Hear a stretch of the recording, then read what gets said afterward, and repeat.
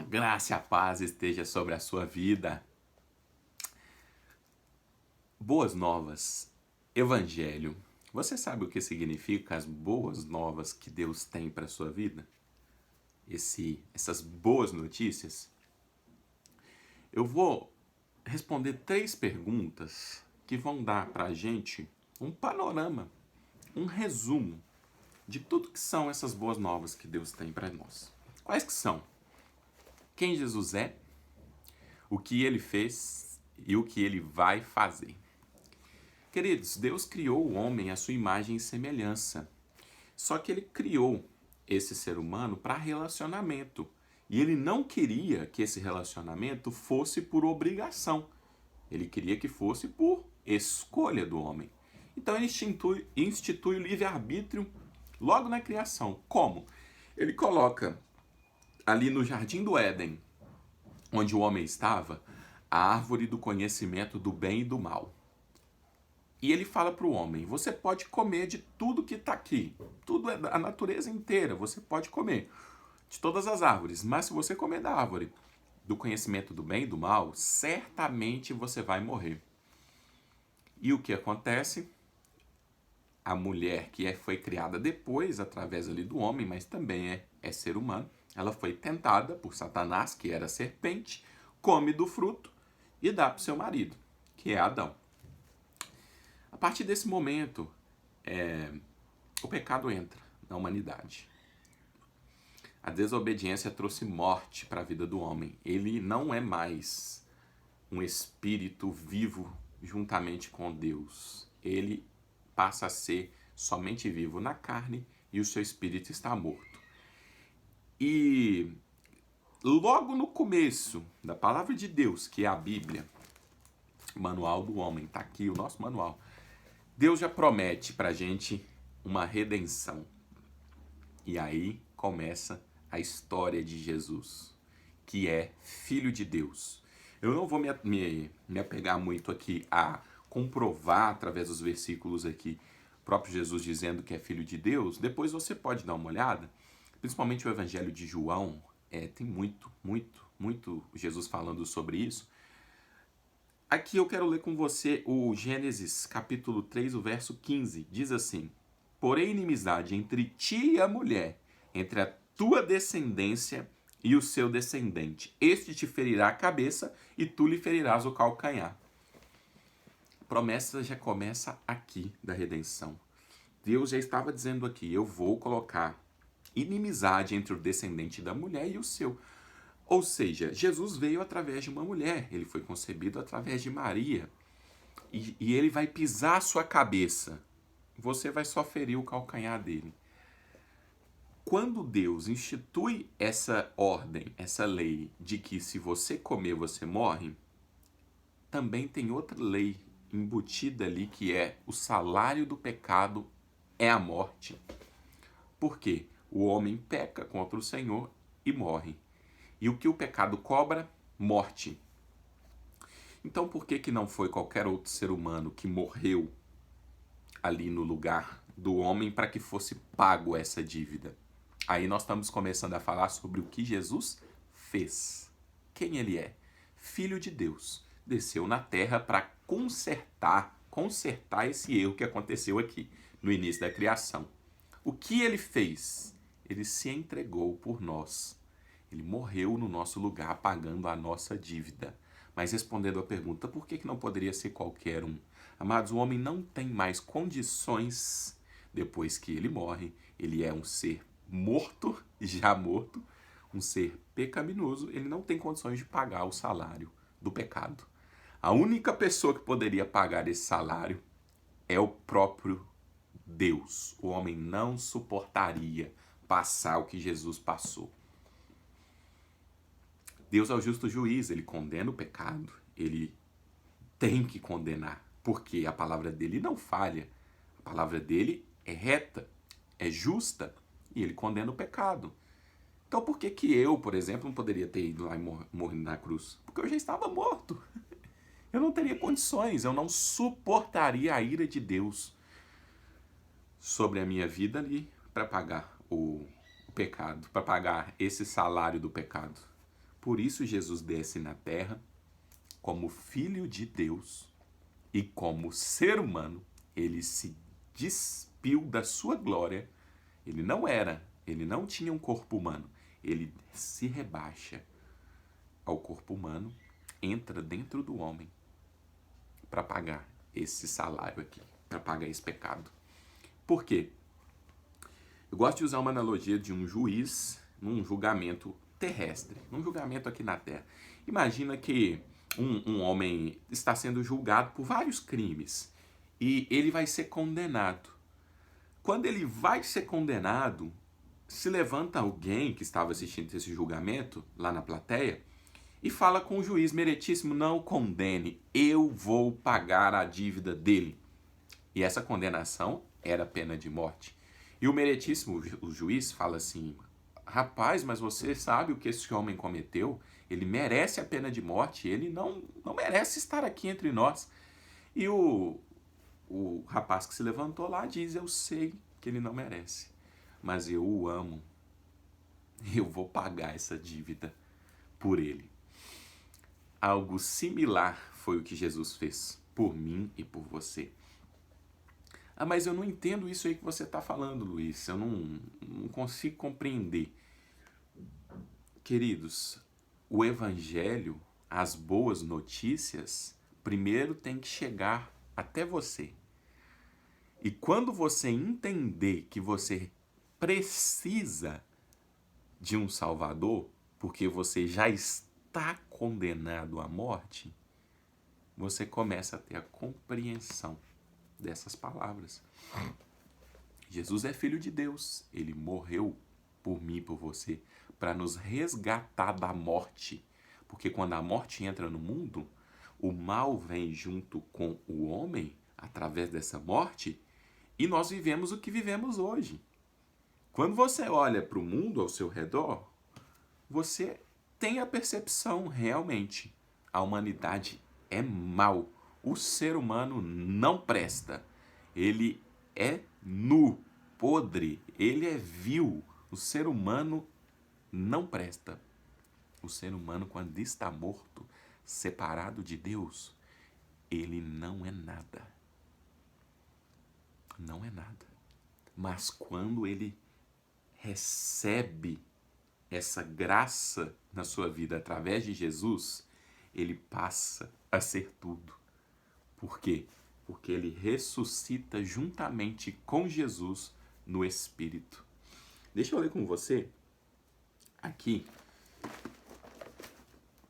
o livro de Efésios, só um minutinho. Efésios capítulo 1. A partir do 3 diz assim: bendito Deus e Pai de nosso Senhor Jesus Cristo, que nos tem abençoado com toda sorte de bênção espiritual nas regiões celestiais em Cristo, assim como nos escolheu nele, antes da fundação do mundo, para sermos santos e irrepreensíveis perante ele. E em amor nos predestinou para ele, para a adoção de filhos por meio de Jesus Cristo, segundo o beneplácito de sua vontade, para louvor da glória de sua graça, que ele nos concedeu gratuitamente no amado, no qual temos a redenção pelo sangue, a remissão dos pecados, segundo a riqueza da sua graça, que Deus derramou abundantemente sobre nós em toda sabedoria e prudência, desvendando-nos o mistério da sua vontade, segundo o seu beneplácito que propusera em Cristo. Deus, antes da fundação do mundo, nos escolheu nele para sermos santos e irrepreensíveis por meio de Jesus Cristo. Sem Jesus, não tem como você ressuscitar. Sem Jesus Cristo, você não se religa a Deus. E a palavra religião significa isso, religarem. Cristo não veio fundar religião, ele é o religare a Deus. Ele é a própria religião.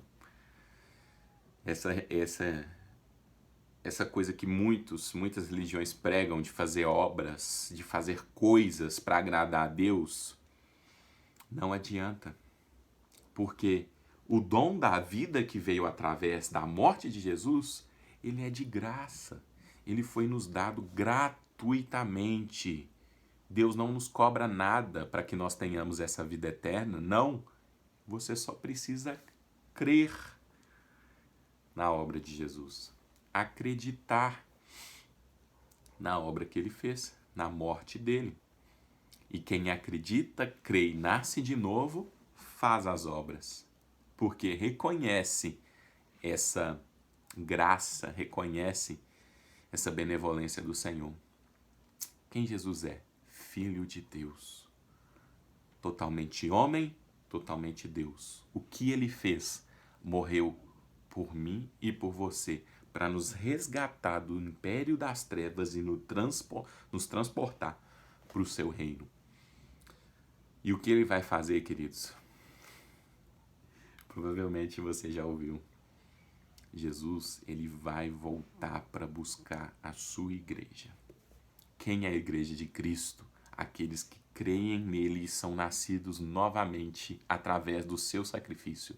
Essa é a igreja de Jesus. A igreja de Jesus não tem placa.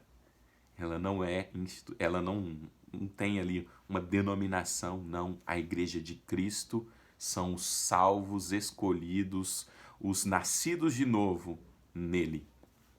Ah, mas escolhidos, Luiz? Queridos, Deus, ele não faz acepção de pessoas, ele quer que todos sejam salvos. Todos, todos, todos. Mas o livre-arbítrio faz com que você decida se você quer ou não, porque Deus é amor.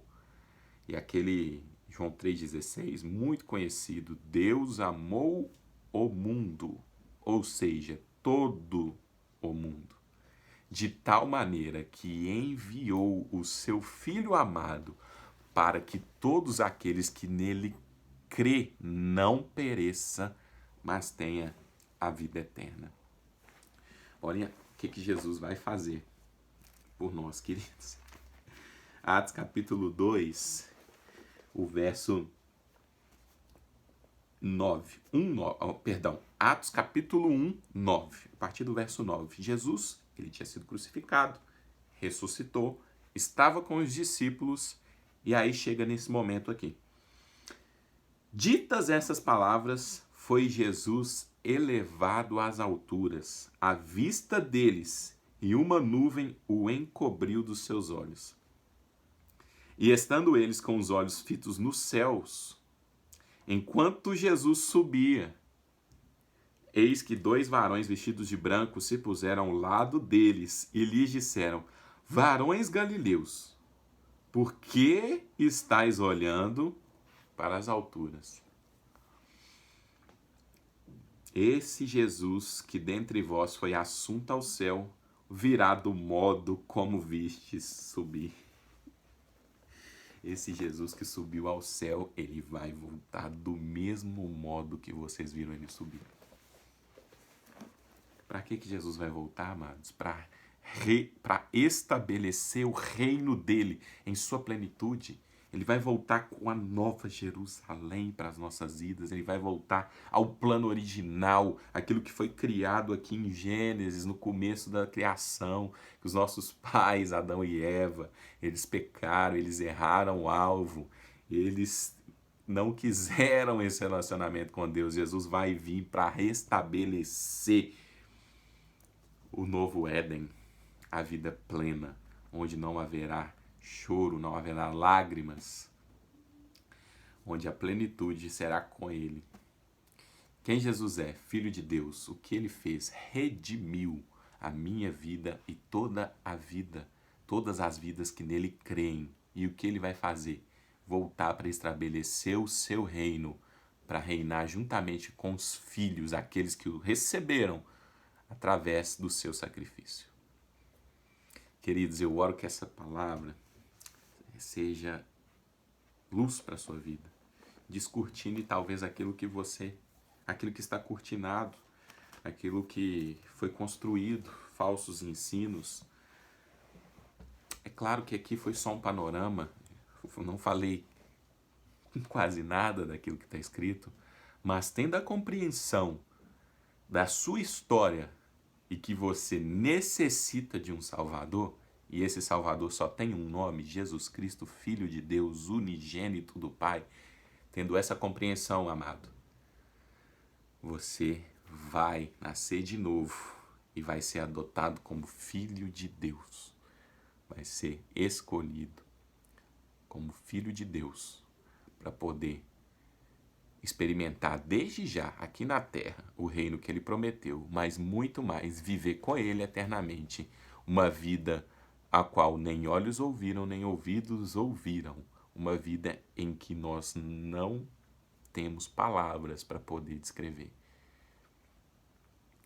Que o Senhor te alcance, querido, que o Senhor realmente te convença da justiça, do pecado e do juízo. Esteja com o coração aberto. Esteja com o coração aberto quando Ele te chamar. Quando essa palavra chegar até você e já está chegando, abra o seu coração, receba esse sacrifício que Jesus fez por nós. Receba para que você tenha a vida eterna juntamente com Ele, amado. Em nome de Jesus, seja alcançado pelas boas novas. Seja alcançado pelo Evangelho. Seja alcançado pela vida eterna que só Ele tem para nós, pela alegria que experimentamos aqui na terra que só Ele tem para nós. Deus te abençoe.